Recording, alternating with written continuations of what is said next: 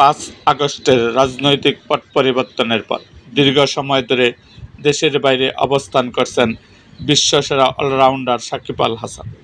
বর্তমানে যুক্তরাষ্ট্রে পরিবারের সঙ্গে থাকা এই ক্রিকেটার সম্প্রতি সিম্পলি সাঈদকে দেওয়া এক একান্ত সাক্ষাৎকারে দেশের বর্তমান পরিস্থিতি, রাজনীতি এবং নিজের ভবিষ্যৎ নিয়ে খোলামেলা কথা বলেছেন।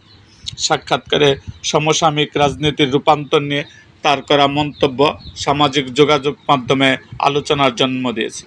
আওয়ামী লীগের মনোনয়নে সংসদ সদস্য নির্বাচিত হওয়া সাকিব বর্তমানে রাজনৈতিক প্রেক্ষাপট নিয়ে বিস্ময় প্রকাশ করেন। তিনি বলেন, একটা সময় দেখতাম সবাই আওয়ামী লীগ করে, আর এখন দেখি যে কেউ আওয়ামী লীগ করে না।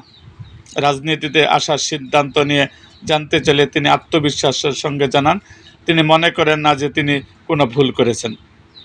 এমনকি ইমরান খানের মতো নতুন দল গঠন না করে কেন প্রথাগত রাজনীতিতে এলেন, এমন প্রশ্নের জবাবেও তিনি নিজের সিদ্ধান্তে অটল থাকার ইঙ্গিত দেন। পট পরিবর্তনের পর থেকে সাকিব দেশে ফেরেননি। আগামীতে দেশে ফিরলে প্রথম কোথায় যাবেন, মিরপুর স্টেডিয়ামে নাকি নিজ জেলা মাগুরা? এমন প্রশ্নের জবাবে সাকিবের কণ্ঠে ঝরে পড়ে অনিশ্চয়তার সুর। তিনি সরাসরি বলেন, এখন তো ঢাকায় পা রাখাটাই বড় চিন্তা। খেলোয়াড় থাকাকালীন নির্বাচন অংশ নেওয়া কি কোনো নিরাপত্তা শঙ্কা থেকেছিল? এমন প্রশ্নের জবাবে সাকিব বেশ আবেগপ্রবণ হয়ে উত্তর দেন। তিনি বলেন, আমি কখনো মাগুরা থেকে সাকিব আল হাসান হইনি, আমি সবসময় মাগুরা থেকে ফয়সাল হয়েছিলাম।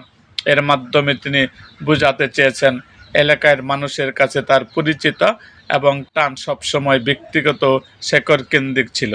উল্লেখ্য, রাজনৈতিক পরিবর্তনের পর সাকিবের দেশে ফেরা নিয়ে ক্রিকেট পাড়ায় দীর্ঘ সময় ধরে নানা গুঞ্জন চলছে।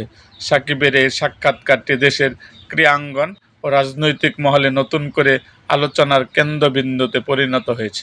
এরকম আরও ভিডিও পেতে আমাদের মুক্তাগাছার ইতিহাস মিডিয়া ইউটিউব চ্যানেলটিকে সাবস্ক্রাইব করুন এবং পাশে থাকা বেল আইকনটি বাজিয়ে দিন।